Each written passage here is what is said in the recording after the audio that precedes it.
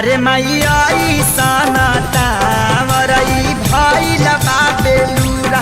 अरे माई हमारो मोहब्बत भी भइल नाही पूरा। अरे मैया सनाता मरई भइल बेलूरा। अरे माई हमारो मोहब्बत भी भइल नाही पूरा। तनी भौवे आवाज तबे खुल गौवे राज बड़ा लगवे नुलाज गलती से सारा इज्जत झाड़ू से